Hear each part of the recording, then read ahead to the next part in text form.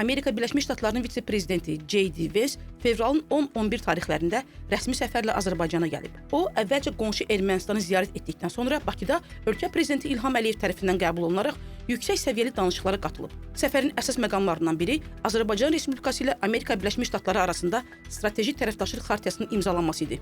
Bu sənəd Prezident İlham Əliyev və vitse-prezident J.D. Vance tərəfindən rəsmi şəkildə Bakıdakı mərasimdə imzalanıb və iki ölkə arasında münasibətləri daha da dərinləşdirəcək çərçivə sənədi kimi təqdim olunur. Xaritiya təhlükəsizlik, enerji təhlükəsizliyi, süni intellekt, antiterrorizm və digər strateji sahələri əhatə edir. Geniş tərkibdə görüş və sənədin imzalanmasından sonra keçirilən mətbuat konfransında həm Amerika Birləşmiş Ştatları vitse-prezidenti, həm də Azərbaycan prezidenti əlaqələrin yeni mərhələyə daxil olduğunu vurğulayıblar. Vance çıxışında bildirib ki, bugün biz dostluğuna görə Azərbaycana təşəkkür etmək üçün buradayıq. Şəxsən Azərbaycanda olmağımdan inanılmaz dərəcədə məmnunam. O həmçinin əlavə edib ki, Prezident Donald Trump və Prezident İlham Əliyevin sayəsində əlaqələr çox inkişaf edəcək. Vance Azərbaycan prezidentini Prezident Trumpdan başqa dünyada həm Türkiyə, həm də İsraillə həqiqətən yaxşı münasibətləri olan yeganə lider adlandırıb. O daha sonra Birləşmiş Ştatların keçmiş administrasiyasının Azərbaycana münasibətini pisləyib. Sitat: "Əfsuslar olsun ki, sonuncu administrasiya bir çox səhvə yol verdi. Onların yol verdikləri səhvlərdən biri də Azərbaycana münasibətdə çox sərsəm siyasətin yürüdülməsi idi. Biz prezidentin rəhbərliyi ilə bunu düzəltdik." Vitse-prezident vurğulayıb ki, Amerika Birləşmiş Ştatları və Azərbaycan arasında dostluq uzun müddətli və əhəmiyyətlidir.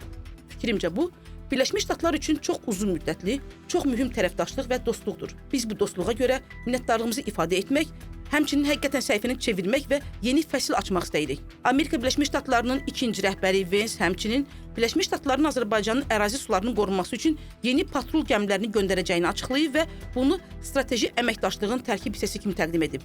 O bildirib ki, artıq TRIP layihəsi də həyata keçirilir və bu Azərbaycana əlavə iqtisadi imkanlar yaradacaq və təbii ehtiyatlar daha rahat şəkildə ixrac oluna biləcək. Onun sözlərinə görə bu Ermənistanla Azərbaycan arasında sülh sazişinin dayanıqlığına təkan verəcək.